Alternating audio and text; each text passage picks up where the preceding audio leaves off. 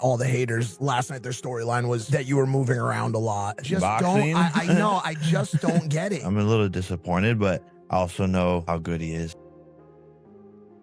The whole world is watching. There's not a chance he's going to make it look like this guy can box with him. Can you imagine if Jake? A significant difference. And ultimately, he did what he had to do to survive. He tried to sneak in some big shots, but in the end, the better boxer was going to systematically break him down, and that's what he did, and he got the victory. So I left that show on Friday thinking, this feels like a win for everyone involved.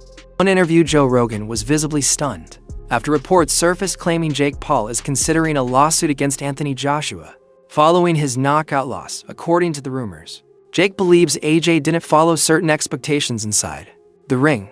Rogan shut that idea down immediately, saying there was no chance Joshua could afford to hold back. As a former world champion, AJ's responsibility is to fight at full intensity. Expecting him to let Jake outbox him was never realistic, which makes the alleged lawsuit sound completely ridiculous. He's like very underrated, but he's a 2-time heavyweight world champion. He's like one of the fucking scariest guys in the division. Lightning fast punches. 245 fucking pounds. He's huge. He's way bigger, way more skilled. He's like a Speculation continues to grow that Jake Paul is exploring legal action against Anthony Joshua after suffering a knockout defeat, allegedly claiming the fight didn't unfold as agreed. Many insiders point to the massive size, strength, and experience gap between the two fighters, which made the matchup extremely one-sided from the start. Sources suggest Jake may have expected a different type of fight, but Joshua's raw power and elite skill level proved far too much. The boxing world is buzzing over the rumors, with most fans questioning how any legal claim could stand given the obvious physical mismatch. A lawsuit and will be taking legal actions days after getting knocked out by Anthony Joshua. So Jake Paul, who suffered a broken jaw after fighting AJ, has had enough of people questioning his legitimacy. JP's manager, Nakisa Bidarian, who's also the MVP co-founder, revealed that they're cracking down and will be suing a number of people for false claims, aka defamation. Folks, claims of Paul and Joshua having an agreement that Anthony Joshua disregarded that eventually led to Jake Paul getting knocked out have been circulating online, henceforth the reason for suing these people who keep on saying that JP's fights are rigged, scripted, or fake. As for Jake Paul himself, well, he recently spoke to his brother Logan and confirmed that 4 titanium plates are in place due to his injuries, with their mother also confirming that 8. Interview Ariel Helwani offered a more level-headed take on the situation, urging fans not to overreact. Despite the intense media attention and endless online speculation, Helwani stressed that there was nothing alarming about how the fight played out. He noted that the bout ran smoothly and safely, with no major incidents during the contest. Importantly, neither fighter suffered serious injuries, which is always a critical factor in high-profile boxing events. According to Helwani, the match unfolded largely as expected, with both fighters showing discipline, preparation, and professionalism. His analysis highlights that beyond the drama, the event was handled responsibly, reinforcing the importance of structure and safety in professional boxing. Netflix, ignoring the fact that Jake took on the biggest challenge he could possibly take on short notice. After Tank falls through, he goes and he's like, "Where's Francis?" "Okay, I'll go for the guy who beat Francis. I'll go for AJ." Ignoring the fact that, I think some people's stock were elevated on the undercard. Some of the fights on the undercard were really, really great. And ultimately, there isn't that much to be upset about. There isn't that much to be mad about. Netflix being involved in boxing is great. Jake stepping up and taking Anthony's best shots were great. I don't think Anthony looked bad at all. There were times where I felt like he was headhunting. There were times where I felt like he was trying to knock him out because I think he wanted to get rid of him. But you have to understand, when you have a guy who's running as much as he did and take shots at him or not for the game plan, that was his best way of surviving. It's like trying to chase a wet duck. You have to get him. And I think Anthony did actually a good job of pinning him into the corner sometimes, cutting off the ring, but it's hard to get a guy who's moving so much, who's clinching you, who's trying to do the antics that he was doing. That was the best chance for Jake to survive and then hope that he could crack him. He got tired, the ring was big. It was 22 by 22 as opposed to 20 by 20. There was a significant difference. And ultimately, he did what he had to do to survive. He tried to sneak in some big shots, but in the end, the better boxer was going to systematically break him down, and that's what he did, and he got the victory. So I left that show on Friday thinking, This feels like a win for everyone involved. This feels like a win for Netflix, a win for MVP, a win for Eddie and AJ and Matchroom. That's their guy. A win for Jake, and then a win for all the other fighters. I actually thought in a way it was the best of all the Netflix cards so far as the 3 MVP cards. People were a little disappointed with Taylor Serrano and the main event and the lack of action. People had their say about, Jake and Tyson and the streaming issues and whatnot. This was one that I felt like it was like, if you are looking at it, with a clear mind, clear conscience, no bias, check. That was my view. Now let me ask the team, what did you guys think? Rick, I'll start with you. I've not asked a single one of you what you thought. Rick and GC were in attendance. You guys were watching it. Didn't see you guys, by the way. I saw my mom and sister. I was looking for you guys. Couldn't see you. Was hoping for a wave. Was hoping for a little, how are you? Didn't see you guys. What did you think? I think everybody did their part. I think you kind of touched on the fact that it seemed like everybody involved won.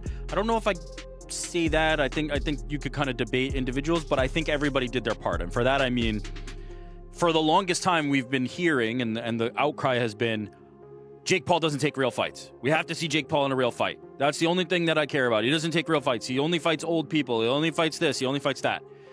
He delivered. He put his nuts on the table and he said, I'm going to take a real fight. Not only am I going to take a real fight, I'm going to fight a former heavyweight champion with knockout power who just dispatched of Francis Ngannou 2 fights ago in a way that was quite devastating. I'm going to go in against that guy. So to me, Jake Paul held up his side of the equation. I kind of view these I didn't have high expectations in terms of the boxing product. I think of this like the way that some people used to say, like, I read Playboy for the articles. I don't watch Jake Paul fights for boxing. I watch Jake Paul fights for spectacle. Like, if you came in thinking that this was going to be a display of the greatest boxing you've ever seen. You away from the action in the ring. The financial side of the fight has also drawn attention. Reports suggest Anthony Joshua has already seen a large portion of his purse go toward taxes, leaving an estimated $43 million to be split between himself and his team. This serves as a reminder that even at the highest level of boxing, fighters face significant financial deductions. It highlights the complex business side of the sport, where massive paydays still come with heavy obligations. Joshua lost half of his earnings for the fight with Jake Paul because he's a UK resident and the fight was in USA. He won the fight with Jake Paul, but USA and UK won him. For that fight, he's supposed to get $93 million. 37% of it went to taxes in USA, almost $35 million. Also around $15 million a tax to UK because the fight was not in the country. He would pay 3 times more tax. So from $93 million, he end up earning only $43 million. This is weird, guys. If the fight was all $93 million, here the government supports you to make money, not to lose money. Anthony Joshua and all the other sports guys, contact me and I will help you to move. Eddie Hearn also weighed in, offering clarity on how the fight was approached. He emphasized that the contest was genuine and free of unnecessary showmanship, according to Hearn. Jake Paul fully understood his limitations and knew that beating a world-class fighter like Anthony Joshua outright was unrealistic. With that awareness, Jake focused on a cautious game plan designed to minimize damage rather than chase an unlikely victory. He relied on movement, defense, and survival tactics to avoid Joshua's power. Hearn explained that this strategy wasn't about winning rounds, but about managing risk intelligently in the end. Both fighters entered the ring with clear objectives, resulting in a controlled, professional bout driven by strategy rather than reckless aggression. Jake had one job, and that was to try and survive. I mean, he was never ever going to win the fight, ever. And if you would have said to me, do I think he'll go 6 rounds? I would have said absolutely not. I mean, I felt that it would take AJ a couple of rounds to get hold of him, because I knew Jake can move a bit and he'd be moving off the back foot and he'd be holding.